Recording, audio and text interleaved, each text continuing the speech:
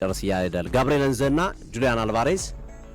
አርጀንቲናዊ ናቸው ይታወቃሉ ቤተሰብ ናቸው ፍሬንዶች ናቸው አልቫሬዝም ወደ እንግሊዝ መጥቶ ለንደን በሚገኝ ካፌ ከነሄንዘ ጋር መታየቱን ካርቴታ ጋር መወያየቱን አንዳንድ ምንጮች ይገልጻሉ ግን ታብሎይዶች ናቸው ታማኝ አይደሉም ይገልጻሉ እርግጠኛ አይደሉም ግን ፎቶ ይዞ አልወጡም ዝም ብሎ በሮመር ደረጃ ነው ኖር ያወሩት ስለዚህ ጋብሪኤል ኤንዘ በክረምቱ ሌላ ኃላፊነት ተሰጥቶታል ዋንኛው ስራው ተከላካዮቹ ማሰልጠን ነው ግን በክረምቱ ሁሊያን አልቫሬዝን እንዲያመጣ ከፍተኛ የሆነ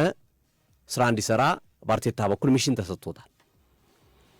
አንድሪያ ቤርታም ያውቁታል አትሌቲኮ ማድሪድ በነበሩበት ወቅት እሳቸውን ያወሰዱት እሳቸውን ያመጡት ስለዚህ አንድሪያ ቤርታም ያውቁታል እሳቸውም በዚህ ሚና ውስጥ ከፍተኛ ስራ ይሰራሉ ተብሎ ይጠበቃል እንግሊዝንም ያውቀዋል የእንግሊዝ ሊግንም ያውቀዋል ሁሊያን አልቫሬዝ በሲቲ